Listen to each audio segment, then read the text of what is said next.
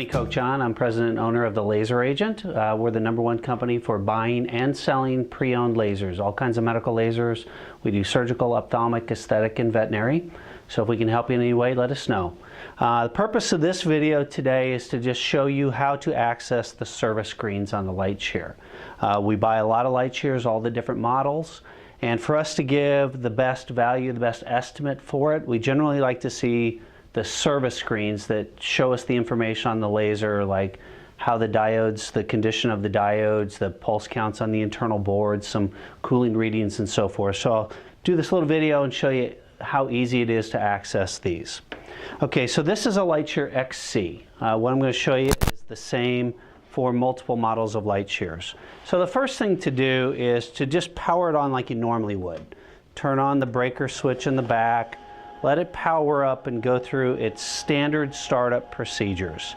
As I mentioned, this is an XC, but these procedures would be the same for an XC, an ET tabletop, an EC console model, even the ones with the flip-up screens called the SP and EP models. This will be the same. So you power it up just like you're getting ready to use it for the day. You press start, turn the key on, press OK, and then you're going to do a pocket calibration like you normally would. You lift the handpiece up, you set it back into its cradle, leave it in its cradle. I'm going to press and hold down on the foot pedal. While I'm holding down on the foot pedal, I'm going to press and hold the trigger in, let it go through its calibration.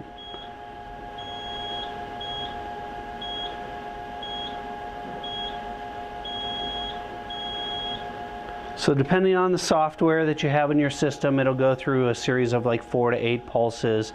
It'll come up to the normal treatment screen. So you want to start from the screen, press the little blue button, zero out your pulse counts. So once you're at this screen, first thing I want you to do is to reach to the front of the laser.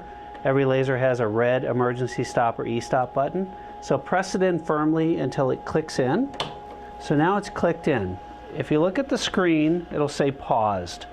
So this is where you start to put in your hidden service codes. So I want you to envision the screen as like a tic-tac-toe with 3 columns, A, B, and C, and 3 rows. So we're going to be operating in the bottom 1 inch of the screen, and think of this little corner as being 1, the center bottom will be 2, and the lower right corner will be 3. So 3, 2, 1, etc. So the very first code that you'll put in from the pause screen is 3, 2, 1, 2, 3, 3, 3.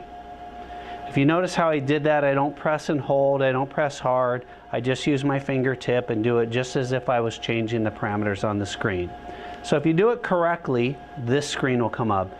If it doesn't come up right away, try it again, maybe not press it as hard, maybe not hold it as long, or go down a little further, but again, it's 3, 2, 1, 2, 3, 3, 3. Okay, so once you get to this screen, select service mode by just pressing your finger in the circle. You'll see the cursor will move. So now there's a number 2, there's a second hidden combination after you've selected service. This one again in the bottom grid is 1, 1, 2, 2, 3, 3, 2. So if you do it correctly, that goes away, comes back to the original pause screen. Again, it was 1, 1, 2, 2, 3, 3, 2. So back from the pause screen, you see you have a letter D and a letter S. So you've done it correctly. I'm going to take it out of the pause mode, same way I put it in there. I'm going to go back to my red E-stop. It's got an arrow. I'm just going to rotate it clockwise a little bit and it'll pop back out into the run position. So now we still have the D and the S back to the blue screen. So the information we need is on both of these screens. So I'm going to press D. Let the screen fill in. Takes a couple seconds for the numbers to come up. Once the screen comes up, don't mess with it. Don't press any of the buttons. But the information that we're looking for specifically is I look at this line called Diagnostic Shot Data. This far left number, this will actually give us the shot count on this specific board inside the laser. So we look at that, we look at these numbers over here. So this is where we would ask you to take a screenshot or two. Make sure you capture all of that in your picture that you're going to take and send to us. Okay, so once you have that information, go ahead and hit return. Press it one time. Brings you back to the blue screen. From the blue screen, now press the S, and that will fill in with a whole different set of information.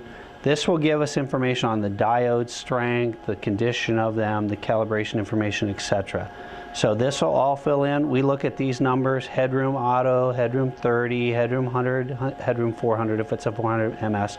So we need this information as well. Take a picture of this full screen. When you have that done, press return. You're back to your original screen. So all you have to do now is quit, just like you would do at the end of the day when you want to turn your laser off. Goes back to this screen, and then turn the power to the system back off, the main screen. So once you turn that off, and when you restart the laser, the next time you turn it on, it'll restart into normal user mode. There's nothing else you need to do. So again, those are instructions on how to access LightSheer XC, ET, SC, EP, etc. all of those times. It doesn't work for LightSheer Duets or LightSheer Desires, but any of the older models it works for. So that's how we can give you the maximum value for you to purchase your LightSheer or to trade it towards a new used device from the Laser Agent. So again, my name's Tony from the Laser Agent. Thanks for your time, and I hope that was helpful.